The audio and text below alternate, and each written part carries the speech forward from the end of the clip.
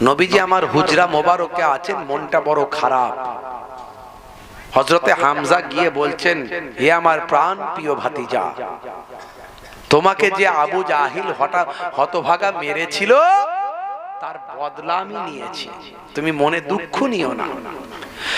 হে তরুণ যুবকেরা, হে আমার বন্ধুরা, শুনে রেখে দিন বাবা, জেনে রেখে দেন। হে মুসলমান, একটুখানি লক্ষ্য করুন, আল্লাহর নবীর ভাবনাটার দিকে একটু খেয়াল করুন, আপনার আল্লাহর নবীর চিন্তার দিকে একটু খেয়াল করুন। আল্লাহর নবীর ভাই আমার তার অ্যাটিটিউড, তার টেন্ডেন্সির দিকে একটু লক্ষ্য করুন। আল্লাহর নবী, দয়ার নবী সেই সময় আনন্দ করলেন না, সেই সময় খুশি হলেন না। চাচা জানকে বললেন, প্রাণ প্রিয় চাচা জান, আপনি আমার আসামিকে এত মারা মারলেন, আমার শত্রুকে এত মারা মারলেন, কিন্তু মনে রাখবেন এই মারার কারণে আমি রাসূলুল্লাহ খুশি হতে পারলাম না। কেন আপনি তাকে মারতে গেলেন? মারার কি প্রয়োজন ছিল? এই মারাটা আমি খুশি হলাম না। আমার পক্ষ থেকে আপনি বদলা নিয়েছেন, এতে আমি রাজি হলাম না। ও আমার প্রাণ প্রিয় চাচা যান, সেই সময় হযরতে হামজা বললেন, সে কি বলছো বাবা মুহাম্মদ সাল্লাল্লাহু আলাইহি ওয়াসাল্লাম, এটা তুমি কেমন কথা বলছো? পৃথিবীর বুকে এমন কোন মানুষ আছেন যে তার শত্রুর কাছ থেকে বদলা নিলে খুশি হয় না? আমি একসেপ্ট তোমাকে দেখছি বাবা, তুমি খুশি হচ্ছ না। আচ্ছা, তুমি কিসে খুশি হবে তাহলে? সেই সময় দয়ার নবী বলেছিলেন, ও আমার চাচা জান, শুনে রেখে দেন, আপনি আমার শত্রুর বদলা নিয়েছেন, এতে আমি খুশি হলাম না।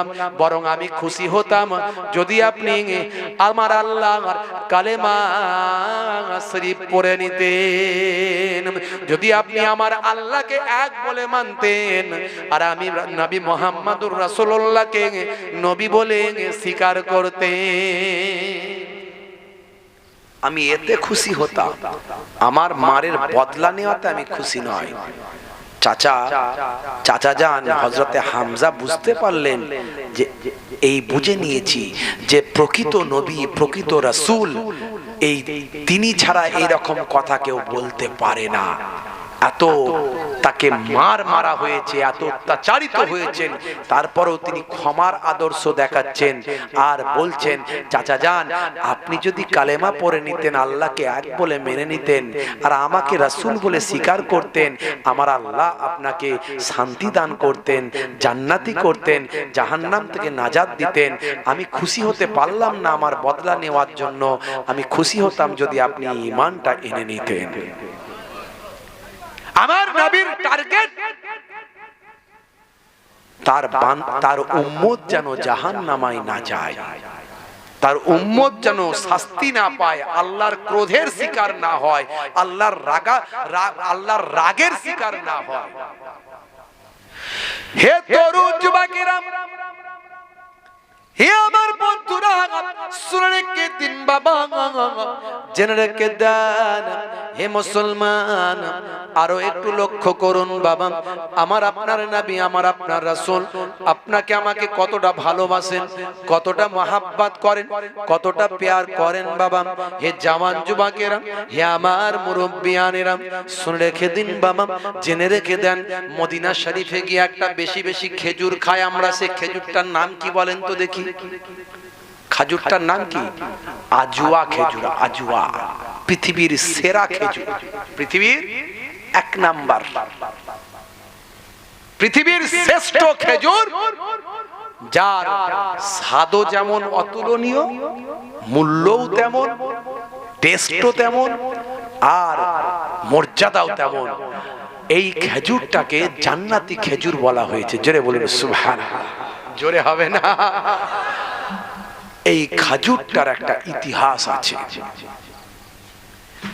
হে তরুণ যুবকেরা, হে আমার বন্ধুরা, শুনে রেখে দিন বাবা, জেনে রেখে দেন। আল্লাহর নবী দো জাহানের বাদশা হাবিবুল্লাহ জনাবে মুহাম্মদুর রাসূলুল্লাহ সাল্লাল্লাহু আলাইহি ওয়াসাল্লাম এক হাদিসের মধ্যে বলেছেন যদি কেউ মাশরুম খায়, মাশরুম, এই মাশরুম যদি খায়, মাশরুম খাওয়ার কারণে তার চোখের জ্যোতি কমে না, চোখের জ্যোতি বাড়ে, চোখের উপকার হয় মাশরুম খাওয়ার কারণে। হে তরুণ যুবকেরা, আল্লাহর নবী আল্লাহর রাসূল বলেছেন আর যদি কেউ আজুয়া খেজুর খায়, আজুয়া, এই আজুয়া খেজুর খাওয়ার কারণে তার ওই দিনে সারা দিন কোনো বিষ ক্রিয়া তার শরীরে ইফেক্ট করে না, কোন রকম জাদু কুমন্ত্রণা শরীরে কাজ করে না, কেউ জাদুকর জাদু করলো জাদু কাজ করবে না, এমনকি কোন বিষ ক্রিয়া ওই শরীরে কোন রকম কাজ করবে না। কোন বিষ ক্রিয়া যদি শরীরে থাকে, আজুয়া খাওয়ার কারণে ওই বিষ ক্রিয়া আমার আল্লাহ মুক্ত করে দেবে। অন্য হাদিসে 7টা আজুয়া খাওয়ার কথা বলা হয়েছে, 7খানা। বিজ্ঞানীরা গবেষণা করছে এটা এমন কি খেজুর, এমন কি খেজুর, আল্লাহর নবী যা বলেছেন সবের মধ্যে তো বিজ্ঞান বাস্তবতা আছে, আছে না নাই? আমি অনেক বলেছি, নতুন করে আর বেশি বলবো না। 10 থেকে 15,000 20,000 বক্তব্য ইন্টারনেটে আমার আছে, নেটে গিয়ে নাম লিখলেই পাবেন। আমি অনেক বলেছি। বন্ধুরা আমার, মিস্টার কিথ মুরের নাম শুনেছেন কিনা জানি না। মিস্টার কিথ মুর ইন্টারন্যাশনাল ফিগার। খাজুরের কথা পরে আসছে। রাসূল কেমন ভালোবেসেছেন, আমরা কেমন ভালোবেসেছি, আমি এই ওয়াজটাই আজকে করছি। রাসূলকে যদি ভালোবাসেন আপনি বেনামাজি হবেন, বেরোজাদার হবেন, রাসূলের সুন্নতের বাইরে থাকবেন, কিন্তু আমরা রাসূলকে কি ভালোবাসি না? হ্যাঁ হুদান, কারা কারা বাসি না হাত তুলে দেখান তো দেখি। সবাই বাসি তো, কিন্তু সবাই বাসি ভালো, কিন্তু যেমন বাসা দরকার নবী যেমন ভালোবাসতে বলেছেন বাসতে পারি না। আমি সে রাসূলের ভালোবাসা, রাসূল মানুষকে ভালোবেসেছেন, উম্মতকে ভালোবেসেছেন, উম্মত রাসূলকে ভালোবেসেছে, আমি এই দুটোর কম্পেয়ার করার একটু চেষ্টা করছি। তো যে কথা বলতে গিয়ে এত দূর এলাম। মিস্টার কিথ মুরের নাম শুনেছেন? কিথ মুর, মিস্টার কিথ মুরের প্রচার প্রসার সারা পৃথিবীতে ছড়িয়ে পড়েছে। হে তরুণ যুবকেরা, হে আমার বন্ধুরা, শুনে রেখে দিন বাবা, জেনে রেখে দেন, মিস্টার কিথ মুর তিনি বাবা ভাই আমার দীর্ঘদিন ধরে হিউম্যান বডির গবেষণা শুরু করলেন। মাতৃগর্ভে সন্তান কেমন ভাবে বড় হতে থাকে, কিভাবে মাতৃগর্ভে সন্তানের জন্ম হতে থাকে, কিভাবে এক কাতরা নাপাক পানিটা গিয়ে নির্দিষ্ট সময়ে রক্তের পিণ্ডে পরিণত হয়, সেই রক্তের পিণ্ড আবার একটা টাইমিং এর মধ্যে গিয়ে সেখান থেকে গোস্তের টুকরোতে পরিণত হয়, সেই গোস্তের টুকরো আবার একটা নির্দিষ্ট টাইমিং এ গিয়ে সেখান থেকে পঞ্চ ইন্দ্রিয় নাসিকা কর্ণ জিহ্বা ত্বক হয়। হে তরুণ যুবকেরা, সুন্দরভাবে প্রেসক্রিপশন করেছেন, সুন্দরভাবে প্রেসক্রাইব করেছেন, সুন্দরভাবে এক্সপ্লেনেশন করেছেন, প্রত্যেকটা পয়েন্ট আউট করেছেন, চক আউট করেছেন, সুন্দরভাবে একেবারে বুঝিয়ে বুঝিয়ে বইটা তো সুন্দরভাবে লিখেছেন যে সারা পৃথিবীর শিক্ষিত বুদ্ধিজীবী মানুষের কাছে দ্য ডেভেলপমেন্ট অফ হিউম্যানিটি বইটা সমাদৃত হয়েছেন। হে তরুণ যুবকেরা, হে আমার বন্ধুরা, মিস্টার কিথ মুরের নাম পৃথিবীর জমিনে ছড়িয়ে পড়েছে। মিস্টার কিথ মুর আরবে গেলেন, সৌদি, সাউদের নাম থেকে সৌদি নাম পাল্টে দিয়েছে, পাল্টায়নি? আগে কি নাম ছিল? আরবের নাম কি ছিল? জাজিরাতুল আরব। জাজিরাতুল আরব, পাহাড়ে ঘেরা আরব। জাজিরাতুল আরব মানে কি? পাহাড়ে ঘেরা আরব। বাদশাহ সাউদ এসে নাম চেঞ্জ করে বলল সৌদি আরব। সৌদি আরব। যত দিন যাচ্ছে রাজতন্ত্র তো, গণতন্ত্রের কোনো সিস্টেম নাই, যা খুশি তাই করবে, বুঝতে পারছেন? আর বলবে আমরা খুব ভালো ইসলাম মেনে চলি, বুঝতে পারছেন?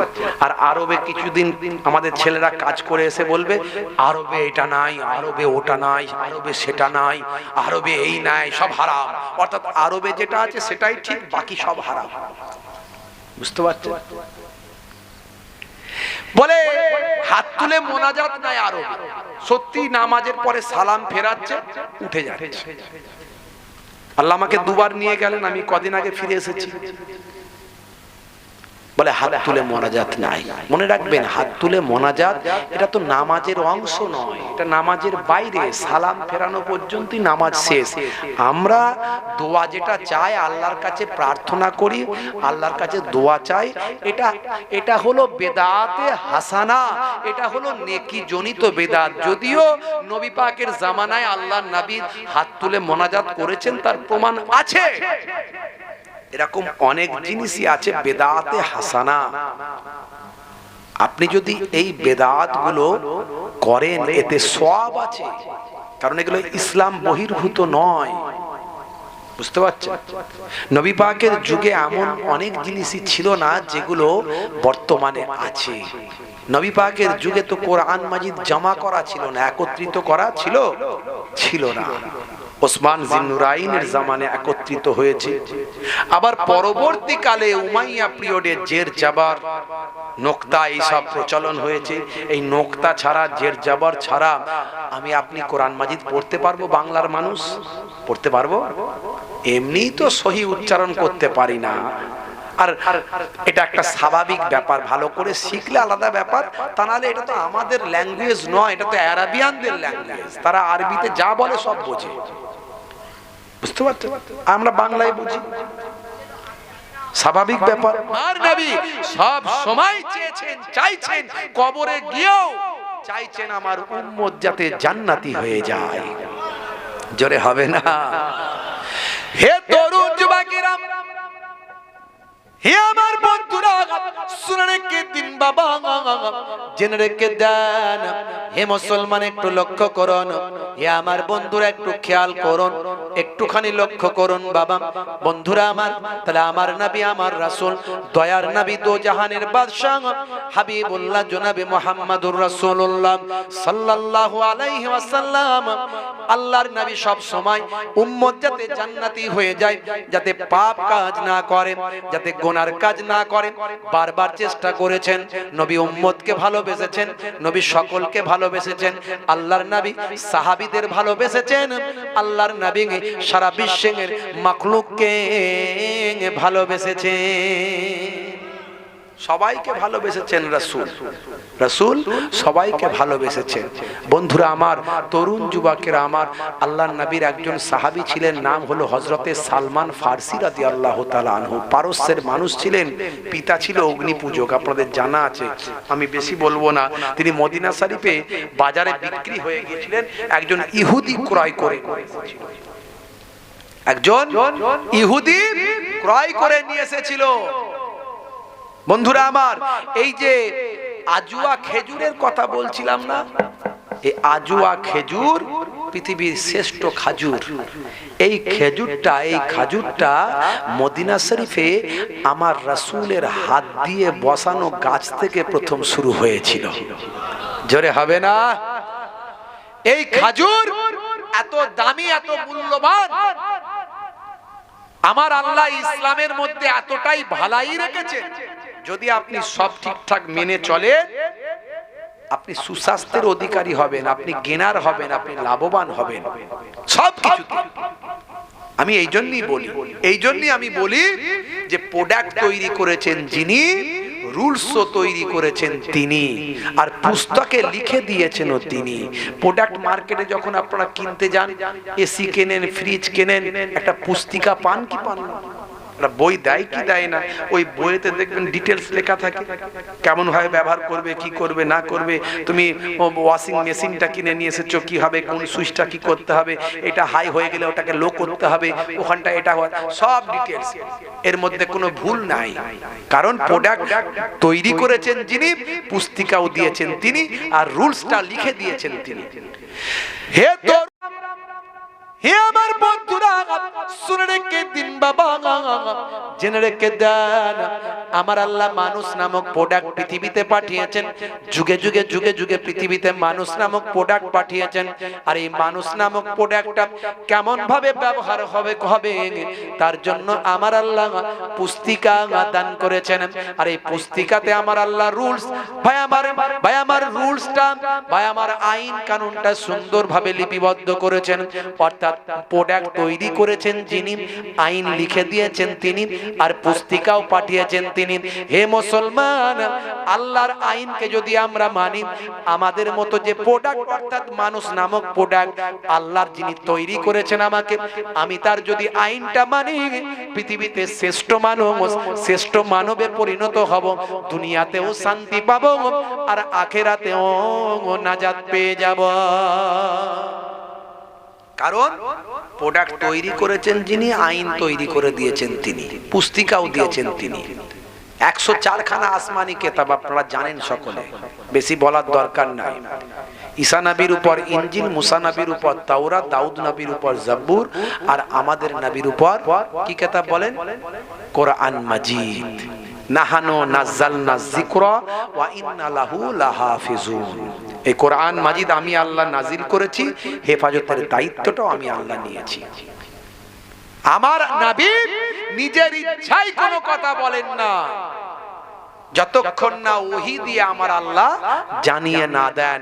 তাহলে আমার নবী যে কথাগুলো বলছেন, কার কথা? সব আল্লাহর কথা। আল্লাহও চান তার বান্দা জান্নাতে যাক, আল্লাহও চান তার বান্দা দুনিয়াতে শান্তিতে থাকুক, আল্লাহও চান তার বান্দা সুস্বাস্থ্য নিয়ে সুন্দরভাবে সুশৃঙ্খলভাবে সম্মানের সঙ্গে জীবন যাপন করুক। তাই কোরআন মানলে, রাসূলের হাদিস মানলে দুনিয়াতেও কেনার হবেন, পরকালেও কেনার হবে। আমি আজুয়া খাজুরটার উদাহরণ দিয়ে বোঝাতে চাইছিলাম। আজকে আজুয়া খাজুর রাসূলের হাত থেকে বেরিয়ে এলো, সেই খাজুরটা নিয়ে বিজ্ঞানীরা গবেষণা করলো। মিস্টার কিথ মুরের কথা বলছিলাম। হে তরুণ যুবকেরা, মিস্টার কিথ মুর তিনি অবাক হয়ে গেলেন। সৌদিতে গেলেন, সেই সৌদি থেকে এত দূর ঘুরে এসেছিলাম।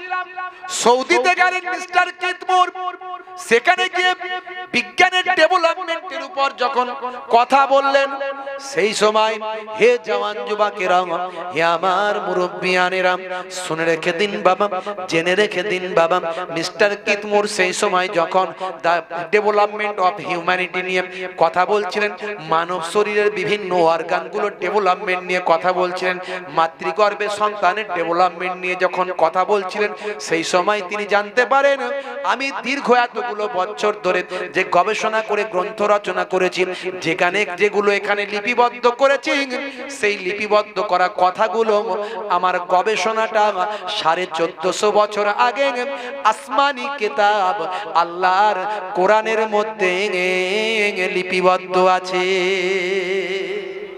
জোরে হবে না?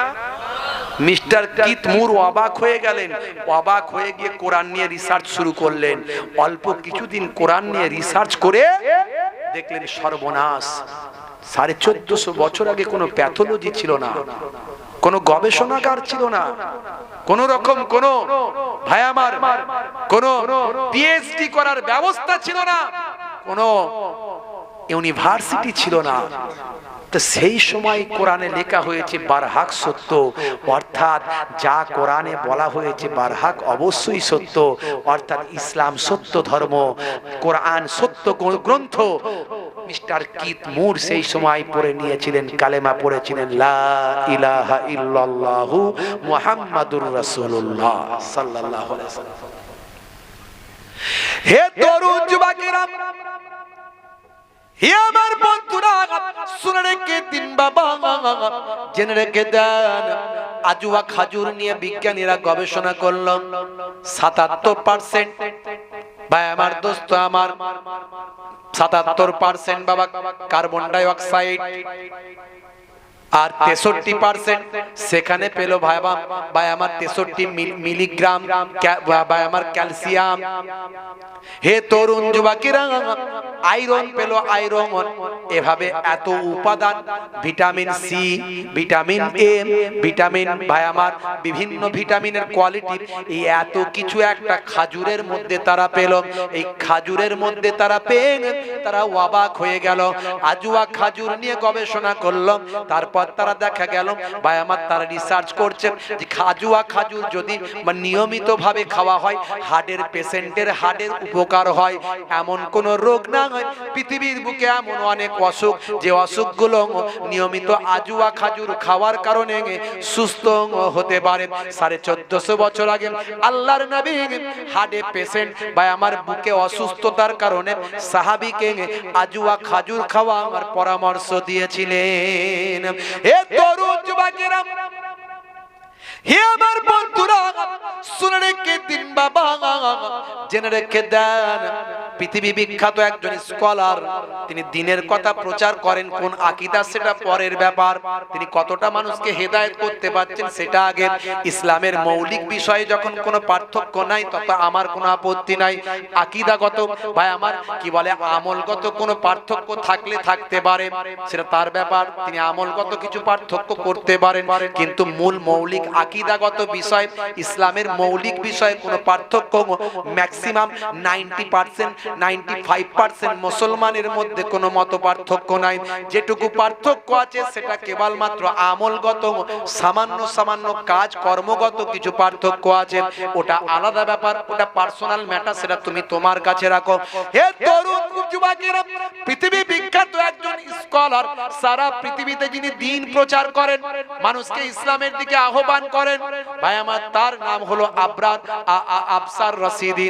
তার নাম হলো ভাই আমার আফসার রাশিদি ভাই আমার। তিনি পৃথিবী বিখ্যাত একজন স্কলার। তিনি কয়েকদিন আগে, সালটা হলো 2020 সালের 9 মার্চ প্রথম প্রকাশ পেয়েছিল ভাই আমার, প্রথম মার্কেটে এসেছিল, ইন্টারন্যাশনাল মিডিয়ার কাছে ফ্ল্যাশ হয়েছিল।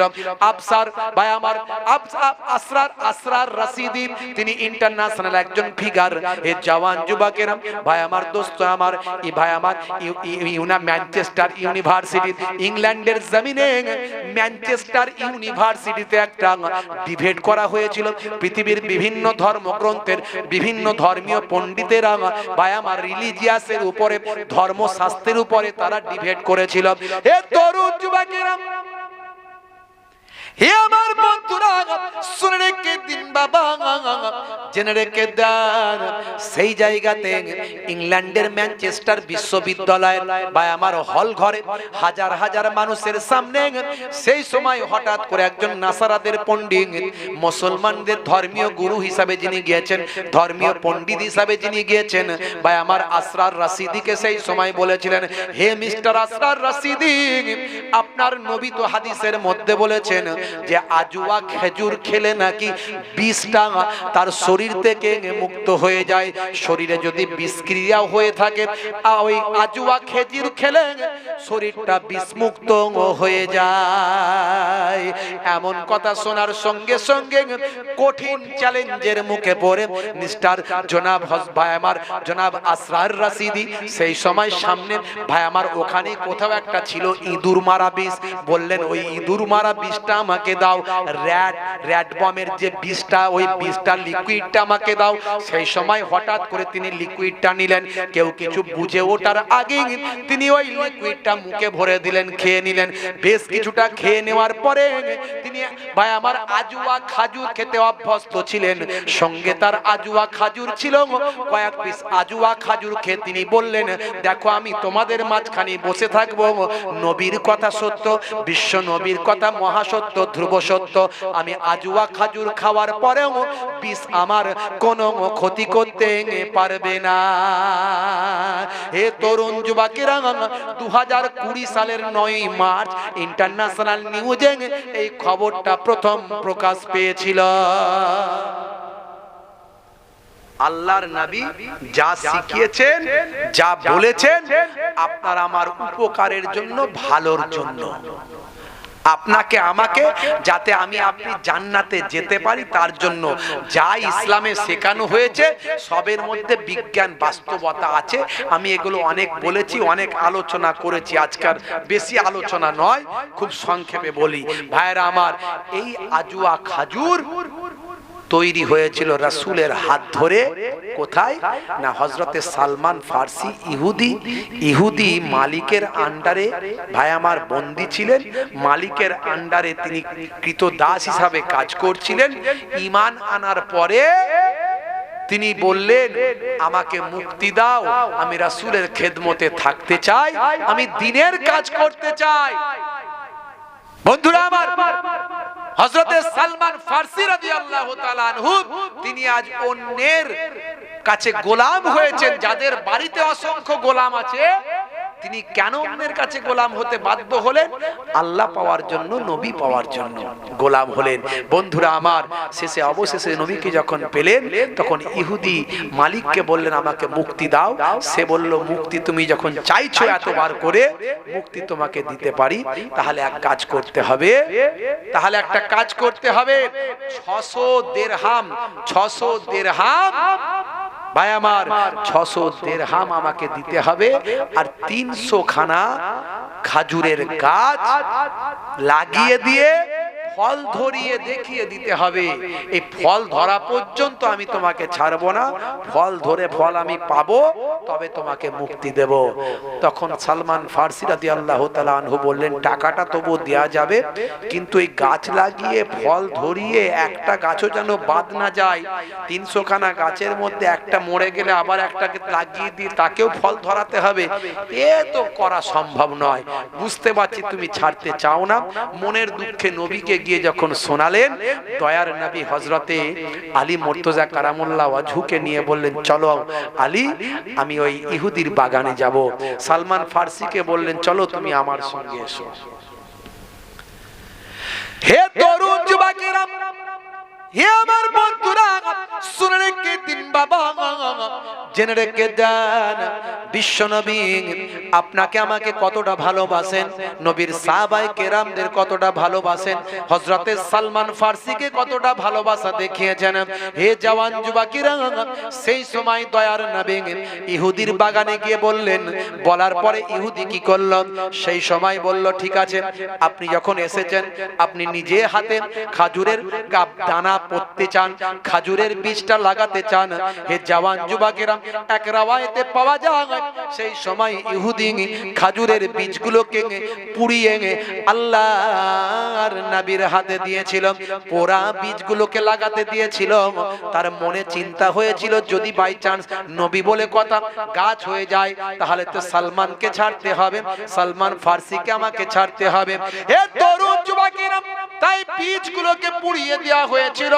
আল্লাহর নবী পোড়া বীজগুলো নিয়ে সেই সময় হযরতে আলী মুর্তজা কারামাল্লাহ ওয়াজহুকে বললেন, বাবা আলী, তুমি গর্ত খুলে যাও, আর আমি বীজগুলোকে লাগাতে থাকবো, বীজগুলোকে লাগিয়ে দেব, মাটি চাপা দেব। হে বাবা সালমান ফার্সি, তুমি পানি দিতে থাকবে, পেছন দিকে একবারও ঘুরে তুমি তাকাবে না। হে জওয়ান যুবকেরা, যতক্ষণ না পুরো কমপ্লিট হয়, 300টা বীজ যতক্ষণ না লাগানো হয়, এইভাবে নবী আমার বীজ লাগাতে লাগাতে গেলেন, সালমান ফার্সি পানিটা দিতে দিতে গেলেন। সেই সময় যখন শেষটা লাগানো হয়, পেছন দিকে তাকিয়ে দেখেন আল্লাহর কুদরতি ক্ষমতা, রাসূলের হাত ধরে আমার আল্লাহ কুদরতি শক্তিতে সালমান ফার্সি ওই বাগানে খাজুর গাছ দাঁড় করিয়ে দিয়েছে। কুদরতি ক্ষমতায় আমার রাসূলের হাত ধরে ওই যে পোড়া বীজগুলো লাগানো হয়েছিল, সেই পোড়া বীজ থেকে আজকে কালো কালো খেজুর, পোড়া পোড়া খেজুর দেখলে মনে হবে পোড়ানো, আসলে ওটা আজওয়া খাজুর আমার রাসূলের হাত ধরে এসেছিল, আমার রাসূলের হাত ধরে তৈরি হয়েছিল আল্লাহর কুদরতি ক্ষমতায়। সেই থেকে আজকে আরবের শ্রেষ্ঠ খেজুর, পৃথিবীর শ্রেষ্ঠ খাজুর হিসাবে পরিচিত লাভ করেছে আজওয়া খেজুর। আমার বলার উদ্দেশ্য, সালমান ফার্সি রাদিয়াল্লাহু তাআলা আনহুকে নবী কতটা ভালোবাসলেন, ইহুদির কবল থেকে বাঁচালেন। আমাকে আপনাকে কতটা ভালোবাসেন যাতে আমি আপনি জাহান্নামে না যাই, যাতে আপনি আমি দুনিয়াতে শান্তি পাই। নবী আমার সব থিওরি সব কিছু বলে শিখিয়ে বুঝিয়ে দিয়ে গেলেন। হে মুসলমান, আমি আপনি রাসূলকে কতটা ভালোবাসলাম?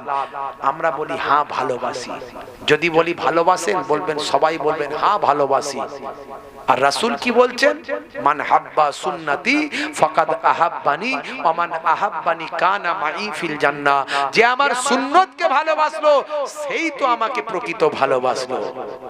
আর যে আমাকে প্রকৃত ভালোবাসলো, আমার সুন্নতকে ভালোবাসলো, সে আমি রাসূলের সঙ্গে জান্নাতি হয়ে গেল।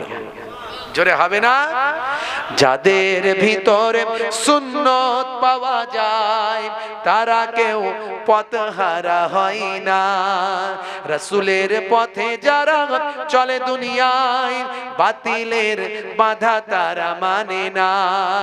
নিশীথ রজনীতে সেজদাতে যায়, হুসাইনি তাদের নিয়ে ভাবনাতে রয়। বিপদের মাঝে তারা যতই পড়ুক, বিপদের মাঝে তারা যতই পড়ুক, রাসূলের তরিকা ছাড়ে না। যাদের ভিতরে সুন্নত পাওয়া যায় তারা কেউ পথহারা হয় না। জোরে হবে না? বুকে হাত দিয়ে চিন্তা করুন তো, রাসূলের সুন্নত আমাদের মধ্যে আছে তো? রাসূল কত সুন্নত শিখিয়ে দিয়ে গেছেন। চেটে পুচে খাওয়া সুন্নত নবী বলেছেন। পায়ের গিরার উপরে পোশাক পরা পুরুষদের জন্য সুন্নত। বসে পানি পান করা সুন্নত। ডান দিকে কাত হয়ে ঘুমানো সুন্নত। পেচ্ছাপ করে পানি নিতে হবে। ভাই আমার, এটা পবিত্র হতে হবে। রাসূলের সুন্নত দেখানো জিনিস। ভাই আমার পেচ্ছাপটা বসে করতে হবে। রাসূলের সুন্নত কত সুন্নত। সবের মধ্যে বিজ্ঞান, সবের মধ্যে আমি দু একটা উদাহরণ দিলাম। সবের মধ্যে সায়েন্স, আজকে গবেষণায় তারা পাচ্ছে। সবচেয়ে বড় সুন্নত আমি বলি, কবরে গেলে কোনো সুন্নত দেখা যাবে না, একটা সুন্নত দেখা যাবে, সেটা হলো মুখের দাড়ি। এই দাড়ির মধ্যেও সায়েন্স আছে, আমি এর আগে বলেছি। অস্ট্রেলিয়ার ব্রিসবেনে গবেষণা হয়েছে দাড়ি নিয়ে। জি হ্যাঁ, ইন্টারনেটে আছে, দেখবেন দাড়ির মধ্যে কি সায়েন্স আছে, আমি বলেছি। তাহলে কবরে গেলে একটা সুন্নত দেখা যাবে। আমরা বলি নবীকে খুব ভালোবাসি, কিন্তু মাথা থেকে পা পর্যন্ত রাসূলের একটা সুন্নত ঠিকমতো পাওয়া যাচ্ছে না। কেন? মসজিদে নামাজটা আমরা পড়তে যাই না কেন? মুয়াজ্জিন আযান দিচ্ছে, হাইয়া আলাস সালাহ, এসো নামাজের দিকে এসো। যদি নামাজের দিকে আসো, আল্লাহ বলছেন হে মুয়াজ্জিন বলে দাও হাইয়া আলাল ফালাহ, তাহলে আমি আল্লাহ তোমাকে কামিয়াবি দান করে দেব। এই কামিয়াবি পাবেন। আমার দাদাজান পীরনগর হুজুর পীর কেবলা, মায়াপুর পীরনগর হুজুর পীর কেবলা রাহমাতুল্লাহ আলাইহি বলতেন, বাবা দিনে রাতে 24 ঘন্টার মধ্যে নামাজের জন্য সময় দাও 5 12 60 মিনিট, অর্থাৎ 1 ঘন্টা। 12 মিনিট করে সময় দিলে 1 ঘন্টা লাগে।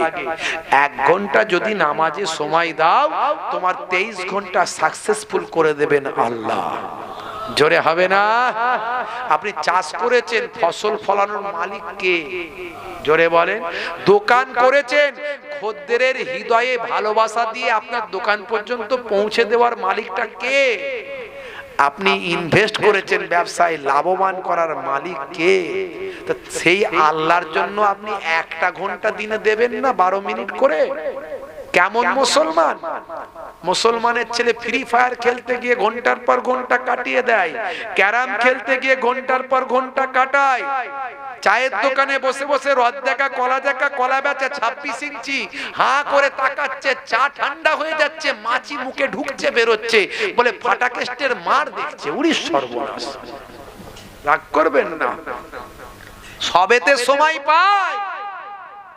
মুসলমানের নারীরা, মুসলমানের মেয়েরা পুকুর পাড়ে গেলে ঘন্টার পর ঘন্টা গল্প করে কাটিয়ে দেয়। কার স্বামী কি কিনেছে, কে কোথায় কি হয়েছে, কার কি খবর হয়েছে, সারা বিশ্বের গীবত শেখায় সব শুরু করে দেয়। অথচ নামাজ পড়ার বেলায় বলে নামাজ হয় না। হ্যাঁ, এখন গ্রুপ লোন করেছে, সব একসঙ্গে মিটিং করে মেয়েরা। আপনাদের দিকে করে কিনা জানি না। মেয়েরা গ্রুপ লোন করেছে, মানে সুদের কারবার ঘরে ঘরে ঢুকেছে। কি হবে, আমাদের দোয়া কি করে কবুল হবে? আমরা সুদের কারবার করছি, মুখ থেকে অশ্লীল কথা বলছি, গীবত শেখায় চগলখড়ি করছি, নিজেরাই বলি গীবত করা হারাম, গীবত করা ভাই আমার মরা ভাইয়ের গোশত খাওয়া, গীবত শেখায়ত করছি, মুখ থেকে অশ্লীল কথা বলছি, গাল মন্দ দিচ্ছি, ভাষা খারাপ করছি, আমরাই বলি গালি দেওয়া ফাঁসে কি কাজ? বুঝতে পারছেন? সুদের খানা খাচ্ছি, সুদের কারবার করছি, ভাই আমার পনের টাকা নিচ্ছি, পনের খানা খাচ্ছি, তা আমাদের উপরে গজব আসবে না তো কাদের উপরে আসবে? আমরা লজ্জিত, লাঞ্ছিত, অপমানিত। সারা পৃথিবীতে তাকিয়ে দেখো কেন হচ্ছে? তার কারণ আমরা আল্লাহ এবং রাসূলের পথ থেকে সরে গেছি। আপনি যদি সুদের কারবারটা বন্ধ করেন, আল্লাহ কি আপনাকে খাওয়াবেন না? সারা বিশ্বের যত মাখলুকাত আছে সবাই খাচ্ছে, আর আল্লাহ আপনাকে না খাইয়ে রাখবেন সুদের কারবারটা না করলে? আপনার দাদু, তার দাদু, তার বাপ, আপনার বাপের বাপ, দাদু, তারা তো সুদের কারবার করতো না, তখন গ্রুপ লোন ছিল না, তারা কি না খেয়ে বড় হয়েছিল? আপনাদের মানুষ করেছিল? খুব তাড়াতাড়ি বাড়ি গাড়ি করতে হবে, খুব তাড়াতাড়ি বড় বড় বিল্ডিং করতে হবে, একটু কম পয়সায় চললে হবে না? দিন দুনিয়া দুটোই হোক না, দুটোই হোক। দিনদারির সঙ্গে দুনিয়াদারিটা থাকবে, অসুবিধা কি আছে? কিন্তু দুনিয়াদারিটার মধ্যেও দিনদারি খুঁজে পাওয়া যাবে, সেইভাবে জীবন যাপনটা হোক, দেখবেন আল্লাহ দুনিয়া আখিরাতে কামিয়াবি দান করবেন। কবরে গেলে কোনো সুন্নত দেখা যাবে না, একটা সুন্নত দেখা যাবে, আমি বলি, সেটা হলো মুখের দাড়ি। আজকে নায়ক, গায়ক, খেলোয়াড়, প্লেয়াররা দাড়ি রেখেছে, আর মুসলমানের ছেলে দাড়ি চেয়েছে বড় গোপ করে পাকিয়ে ঘুরে বেড়াচ্ছে, আছে না নাই? বলে গোপ দিয়ে ভয় দেখাই লোককে, দাড়ি ফাড়ি রাখলে লোকে মানবে না আমাকে। উড়ি সর্ব কি চিন্তা ভাবনা, কি টার্গেট! শরীরটা মোটা তাজা হয়েছে, সব সময় বডি বের করে ঘুরে বেড়াচ্ছে, সলেমান খানের বডি। উড়ি বাপ রে বাপ। হ্যাঁ, কেন রে? বলে জানিস না এরকম গেঞ্জি ফেঞ্জি পরি বলে সবাই আমাকে মানে, ভয় পায়। তুমি তাহলে লোককে ভয় দেখানোর জন্য পৃথিবীতে এসেছো? তোমার টাকা দিয়েছে, টাকার অহংকার দেখানোর জন্য এসেছো? না, ভালো কাজে ইউটিলাইজ করো, শরীরটাকে ভালো কাজে লাগাও, টাকাটাকে ভালো কাজে লাগাও, দিনের কাজে লাগিয়ে দাও, ইসলামের কাজে লাগাও, রাসূলের পথে লাগাও। যেটা জানো না সেটা আলেমদের কাছে জেনে নাও। ফাসআলু আহলা যিকরি ইন কুনতুম লা তা'লামুন। আল্লাহ কোরআনে বলেছেন, যেটা জানো না জাননে ওয়ালাদের কাছ থেকে জেনে নাও। দুনিয়া আখিরাতে কামিয়াবি হয়ে যাবেন। বাবাজি আমার, মুখের দাড়িটা রাখুন। বড় রাখতে লজ্জা করে, ফতোয়াবাজি যা করেন করবেন, আমি বলে যাচ্ছি, দরকার হলে যদি না রাখার থেকে something is better than nothing, ছোটটাই রাখুন, আজ ছোট থাকলে কাল বড় হবে। নায়ক, গায়ক, খেলোয়াড়, প্লেয়াররা রেখেছে, তোমার রাখতে লজ্জা কিসের? এখন তো দাড়ি ফ্যাশন, দাড়ি রাখলে সৌন্দর্য বাড়ে তারা বলছে, তাই তারা দাড়ি রেখেছে। লিওনেল মেসি, বিরাট কোহলি, উনি বাপরে কি খেলা খেলছে, উনি সর্বনাশ। দেখছেন না কালকে জলসা করছি, দুম দুম করে বম বাজছে, সর্বনাশ, চমকে উঠেছে। কি হলো রে বাবু? ভারতের সঙ্গে খেলা হচ্ছে, এই খেলায় কি রেজাল্ট হলো? বলছে হেরে গেছে। হেরে গেছে তো বম কেন পড়ছে? বলছে হুজুর কিনে ফেলেছে, কি করবে, ফাটাতে হচ্ছে। কিনে ফেলেছে, ফাটাতে হচ্ছে।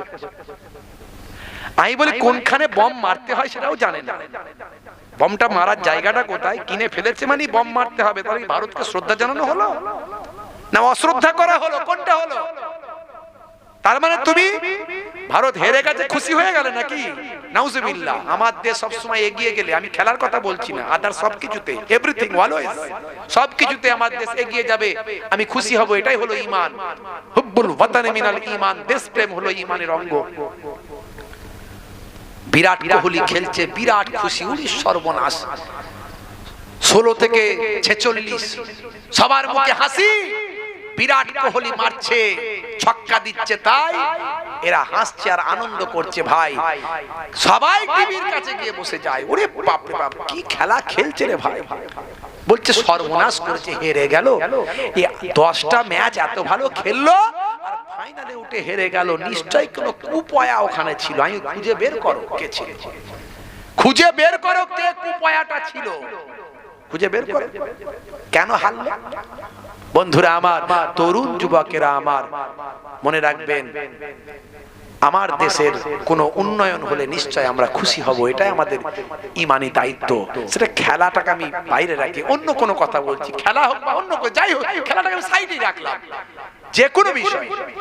তো ভাইরা আমার, তরুণ যুবকেরা আমার, মুরব্বিয়ানেরা আমার, মুসলমানের ছেলে নায়ক গায়কের ভক্ত, বিরাট কোহলির ভক্ত, ভাই আমার বলছে এই রে দেখেছিস কি খেললো, শুধু ওই মোহাম্মদ শামি এটাকে এতদিন বসিয়ে রেখেছিল ইচ্ছা করে, 2 নম্বরই ব্যাপার, একবার দেখ না চান্স দিয়ে কেমন করলো।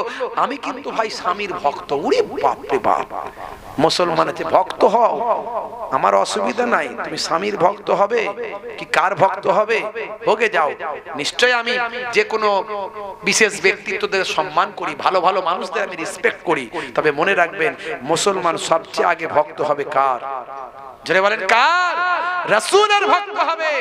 পৃথিবীর বুকে তোমার শ্রেষ্ঠ মহাপুরুষ, শ্রেষ্ঠ গুরু, শ্রেষ্ঠ টিচার, শ্রেষ্ঠ মনীষী যদি কেউ থাকে, তিনি হলেন আপনার আমার বিশ্ব নবী। আজকে আমরা রাসূলের ভক্ত হয় না, মুসলমানের ছেলে বিরাট কোহলির মতো দাঁড়ি রেখেছে। কেন রে ভাই? বলে হুজুর এই দাঁড়িটা একটু বিরাট কোহলির মতো রেখেছি। নবীর মতো রাখলে না? বলে না। তো নবীর সুন্নত মনে করেও যদি তুমি রাখতে, ওই দাঁড়িটা তোমার সুন্নত হিসাবে কাজে লাগতো। কিন্তু তুমি যে ওই নিয়ত করে ফেলেছো বিরাট কোহলির মতো রেখেছি, ওই যে নিয়ত করে ফেলেছো লিওনেল মেসির মতো রেখেছি, নিয়ত করে ফেলেছো হরভজন সিং এর মতো রেখেছি, গেল সব গেল, তোমার দাঁড়িটাই বেকার হয়ে গেল।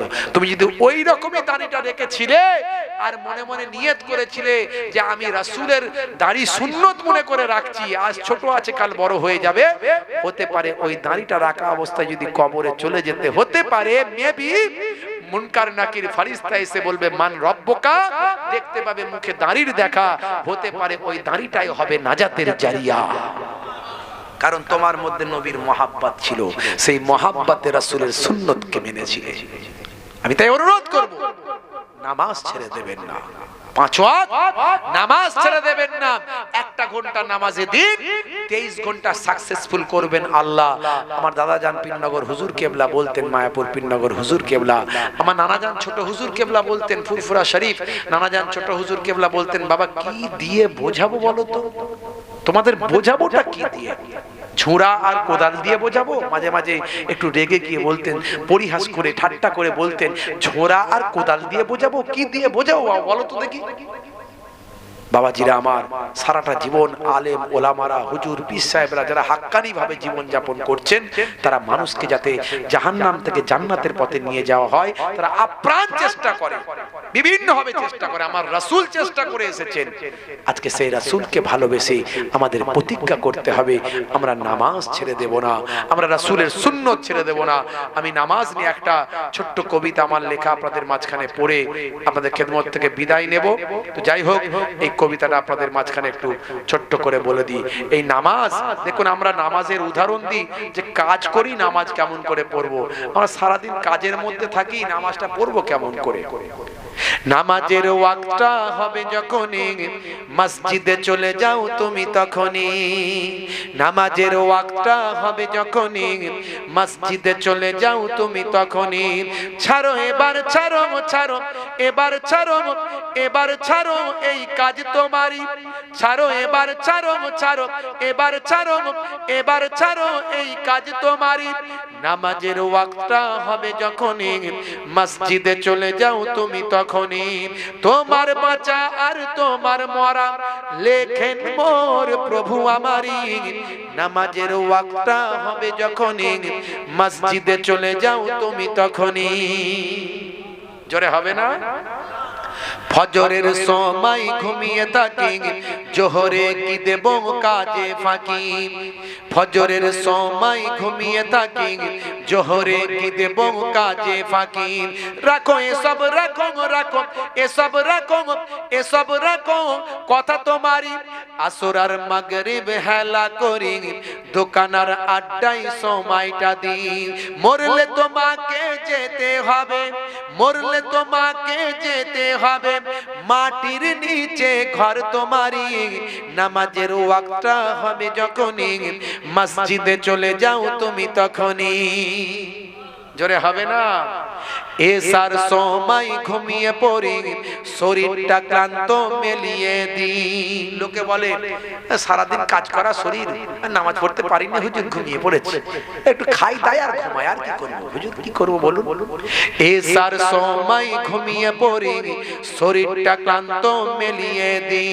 না না এসব বলো না, এসব বলো না, এসব বলো না বান্দা তুমি, রুটি রুজি দিচ্ছে যিনি, জীবন মরণের মালিক তিনি। রুজি রুটি দেওয়ার মালিক কে? জোরে বলে। এটা বিশ্বাস যদি মন থেকে করি আপনি বেনামাজি হতে পারবেন না। রুটি রুজি দিচ্ছে যিনি, জীবন মরণের মালিক তিনি। তোমার আমার জীবন দিয়ে, তোমার আমার জীবন দিয়ে ভালো রেখেছেন প্রভু আমারি। নামাজের ওয়াক্তটা হবে যখনই, মসজিদে চলে যাও তুমি তখনই। বলুন ইনশাআল্লাহ, বলুন ইনশাআল্লাহ। হাত তুলে দেখান, বলুন আজ থেকে আমরা নামাজ পড়বো ইনশাআল্লাহ। বলুন হাত তুলে দেখান, কারা কারা নামাজ পড়বেন হাত তুলে দেখান তো দেখি, দেখি কোনগুলো নামাজ পড়বে না ঠিক করেছে আল্লাহর কাছে দেখিয়ে দিই। মাশাআল্লাহ, নারে তাকবীর। কাজা হলে কাজা পড়বে, হয়তো এমার্জেন্সি কাজা হয়ে গেল পড়তে পারেননি। আমরা রাস্তায় থাকি, গাড়িতে থাকি, আমাদের গাড়িতে মাটি রাখা আছে, এমন অনেক জায়গা যে পানি পায় না, নামাজের ওয়াক্ত পার হয়ে যাবে, বুঝতে পারছেন? এমন অনেক জায়গা আছে যেখানে পানি নাই, রাস্তাঘাটে যেখানে সেখানে আগে লোকজন নামাজ পড়তে পারতো, এখন যে কমিউনাল মেন্টালিটি একটা ভাই আমার রাজনৈতিক দল এসে সারা ভারতবর্ষে শুরু করেছে, তার কারণে মানুষের মধ্যে উগ্রতা, সাম্প্রদায়িকতা এমন ভাবে বেড়ে গেছে, যার কারণে রাস্তাঘাটে নামাজ পড়াটা এখন দুষ্কর হয়ে দাঁড়িয়েছে, বুঝতে পারছেন? তো এতে আমার ইসলামের কোনো ক্ষতি নাই, যে নামাজি হবে সে যেভাবে পারবে নামাজ পড়বে। বন্ধুরা আমার, রাস্তাঘাটে আমরা যখন নামাজের সময় হয়ে যায় গাড়িতে বসে বসে নামাজ পড়ে নি, তাহলে নামাজ ছাড়ার কোনো রাস্তা নাই, নামাজ ছাড়ার কোনো রাস্তা নাই। নামাজ ছেড়ে দিয়ে জান্নাতে ঢুকবেন এমন গ্যারান্টি কেউ দিতে পারবে না। নামাজ নূহ নবীর জামানায় ছিল, নামাজ মুসা নবীর জামানায় ছিল, নামাজ ঈসা নবীর জামানায় ছিল। এই রকম পাঁচ ওয়াক্ত ধারাবাহিক ছিল না, সিস্টেমেটিক ছিল না। আমাদের নবীর আমলে সিস্টেমেটিক। মুসা নবীর জামানাতেও দু ওয়াক্তের নামাজ ছিল, বুঝতে পারছেন? বন্ধুরা আমার, তরুণ যুবকেরা আমার, নামাজ ছেড়ে দেবেন না। কাজা হলে কাজা পড়বেন, একান্ত যদি কাজা হয়ে যায়, যে অবস্থায় যেখানে থাকেন, যে সিচুয়েশনে থাকেন, নামাজ পড়বেন। এখন মসজিদ, এখন অনেককে দেখা যায় আবার কি জানেন তো, মসজিদে নামাজ পড়ে চেয়ারে বসে বসে, আছে না নাই, টুলে বসে বসে নামাজ পড়ে। এটা করবেন না, এটা করবেন না। আপনার যদি সাইকেল চালাতে পারেন, মোটরসাইকেল চালাতে পারেন, আপনি যদি হাঁটতে পারেন, আপনি ধরে লাঠি ধরে ধরে যেতে পারেন, আপনি যদি বসতে পারেন, আপনি যদি বসতে পারেন, পাটাকে অন্যদিকে ঘুরিয়ে দিয়ে, পাটাকে মেলিয়ে দিয়ে, পাটাকে একটু বাড়িয়ে দিয়ে যদি বসার ক্ষমতা থাকে, আপনার জন্য ওই চেয়ারে বসাটা হারাম হবে, হারাম হবে। বন্ধুরা আমার, আল্লাহর নবী এক সময় চেয়ারে বসে বক্তব্য রেখেছিলেন, কিন্তু অসুস্থ থাকা অবস্থায় চেয়ারে বসে নামাজ পড়েননি, বসে নামাজ পড়েছিলেন। মাটিতে বসে নামাজ পড়েছিলেন, চেয়ারে বসে নামাজ পড়েননি। অথচ নবীর জামানায় চেয়ার ছিল, হাদিস থেকে প্রমাণ পাওয়া যায়।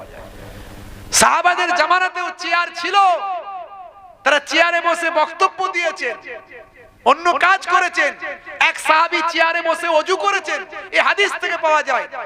কিন্তু এমন কোন হাদিস থেকে দেখাতে পারবেন না সেই জামানার মানুষ, সেই জামানার নবী সাহাবায়ে কেরামরা চেয়ারে বসে নামাজ পড়েছেন, দেখাতে পারবেন না। তাহলে এই ডাইরেক্ট চেয়ারে বসে নামাজ নবীরা, নবী এবং আল্লাহর নবী এবং সাহাবারা যে পড়েন না, এর দ্বারাই প্রমাণ পাওয়া যায় যত কষ্টই হোক না কেন তারা বসে নামাজ পড়েছেন, এর দ্বারাই বসেই নামাজ পড়তে হবে। আপনি যদি ইচ্ছাকৃতভাবে নিজে ফতোয়াবাজি করে, গাজোয়ারি করে যদি আপনি চেয়ারে বসে নামাজ পড়েন, তাতে সেটা নবীর নির্দেশের খেলাফ হবে, আল্লাহর হুকুমের খেলাফ হয়ে যাবে। ভাই আমার, কোরআন মাজিদে আল্লাহ রাব্বুল আলামিন বলেছেন, হে বিশ্বাসী বান্দারা, ঈমানদারেরা, তোমরা ওয়াকিমুস সালাত ওয়া আতুজ যাকাত ওয়া আরকাউ মা'আর রাকিন, রুকুকারীদের সঙ্গে রুকুটা করো। সিজদা, অন্য জায়গায় বলা হয় সিজদাকারীদের সঙ্গে সিজদাটা করো। তা আপনাকে সিজদা করতে হবে, মাটিতে বসতে হবে। বন্ধুরা আমার, তরুণ যুবকেরা আমার, 2 নাম্বার আরেক কারণে চেয়ারে বসা চলবে না, কারণ আল্লাহর নবী বারবার তাকিদ করেছেন লাইন ঠিক করতে, পায়ে পা গায়ে গা, কাঁধে কাঁধ, অর্থাৎ মানে লেভেলটা ঠিক করতে, কাতার সোজা করতে আল্লাহর নবী বারবার তাকিদ করেছেন। আজও মক্কা শরীফ মদিনা শরীফের নামাজ শুরুর আগে কাতার সোজা করার কথা হেঁকে দেওয়া হয়, বলে দেওয়া হয়। আপনি যদি চেয়ারে বসেন কাতারটা আপনার সোজা হবে না। 2 নাম্বার। 3 নাম্বার আদবের খেলাফ। আপনার পাশে মুরব্বী মানুষগুলো সব নিচে বসে আছে, সবাই নিচে বসে নামাজ পড়ছে, আপনি তাদের মাঝখানে চেয়ারে বসে আছেন, এটা আদবের খেলাফ। 3 নাম্বার একটা অহমিকা বোধ আপনার তৈরি হতে পারে। অনেক কারণ চেয়ারে বসে নামাজ পড়বেন না। যে মানুষটা মাটিতে বসতেই পারে না তার জন্য চেয়ারে বসা ছাড় দেওয়া যেতে পারে। এটা ফোকাবিদরা, মাসালায় যারা পণ্ডিত, যারা মুফতি, যারা ফিকাবিদ, তারা এগুলো মাসালার ক্ষেত্রে ছাড় দেবেন, জরুরতের ক্ষেত্রে। আপনি বসতে মাটিতে পারবেন অথচ বসছেন না, এটা করবেন না। বন্ধুরা আমার, তরুণ যুবকেরা ভুল ব্যাখ্যা করবেন না, আমি কাউকে ছোট করছি না, ছোট করার জন্য বলছি না। ভাইরা আমার, তরুণ যুবকেরা আমার, মুরব্বিয়ানেরা আমার, সাহাবাদের জীবনী থেকে পাওয়া যায় না রাসূলের জিন্দেগিতে যত কষ্ট হয়েছে, নবীর জীবনীতে, নবীর জিন্দেগিতে কষ্ট হয়েছে। নবী অসুস্থ হয়েছিলেন, একসময় রাসূল আহত হয়ে গিয়েছিলেন ঘোড়া থেকে পড়ে গিয়ে, রাসূল আহত হয়ে গিয়েছিলেন। সেই অবস্থায় তিনি চেয়ারে বসে বক্তৃতা দিয়েছিলেন, কিন্তু নামাজ পড়ার বেলায় মাটিতে বসেই নামাজ পড়েছিলেন, চেয়ারে বসেননি। এর দ্বারাই বোঝা যায় রাসূলের যুগে চেয়ার ছিল, কিন্তু চেয়ারে নবী বসে নামাজ পড়েননি, অর্থাৎ আপনার চলবে না। বন্ধুরা আমার, আপনি এক ধারে বসে পাটাকে লম্বা করে দিয়ে যেদিকে পাটা লাগাতে পারেন সেদিকে পা লাগিয়ে দিয়ে আপনি নামাজটা পড়বেন। এইভাবে পড়ুন, রুকুকারীদের সঙ্গে রুকুটা করুন, কাতারটা সোজা করুন। কাতার সোজা করার উপর বারবার জোর দেওয়া হয়েছে, সহিহ হাদিসের মধ্যে এসেছে। বন্ধুরা আমার, তরুণ যুবকেরা আমার, এরপরেও নামাজ ছেড়ে দেওয়া যাবে না। মেজলা হুজুর পীর কেবলা রাহমাতুল্লাহ আলাইহি আমার মেজো নানা যান যখন অসুস্থ ছিলেন, আপনারা অনেকে দেখেছেন, উনি বিছানায় শুয়ে থাকতেন, উঠতে পারতেন না, মুখটা পশ্চিম দিকে ঘুরিয়ে দেওয়া হতো, ওই অবস্থায় শুয়ে শুয়ে নামাজ পড়েছেন। নামাজ ছাড় দেওয়া হয়নি। বান্দা, দাঁড়াতে পারো না বসে নামাজ পড়ো, বসতে পারো না শুয়ে শুয়ে নামাজ পড়ো, এশারায় নামাজ পড়ো। মৃত্যুর আগে পর্যন্ত 1 ওয়াক্ত নামাজ কাজা করবে না। আজকে বুকে হাত দিয়ে চিন্তা করুন তো মুসলমান, আমরা কত নামাজ কাজা করে ফেলছি। করবেন না, হাত জোর করে বলি, নামাজ ছাড়বেন না। আর রাসূলের সুন্নত, মুখের দাড়িটা আপনি কাটবেন না, ছোট হলেও রাখুন, আর বড় রাখলে তো আরো ভালো। 1 মুষ্টির কমে কাটাটা নিষেধ ভাই আমার ফোকাবিদদের মতে, ইমামে আজম আবু হানিফা হুজুরের মতে। তো 1 মুষ্টির বেশি রাখলে তো আরো অনেক অবশ্যই ভালো। যারা একান্ত রাখেন না, না রাখার থেকে তো ভালো, ছোট ছোট রাখুন, কিন্তু নবীর সুন্নত মনে করে রাখুন। আজ ছোট রেখেছেন, কাল বড় হয়ে যাবে ইনশাআল্লাহ, এই মনে করে দাড়িটা রাখুন। কখন কবরে চলে যাবেন, ডাক চলে আসবে, কেউ জানে না। যাই হোক, আমার জন্য দোয়া রাখবেন, আমিও আপনাদের জন্য দোয়া রাখি।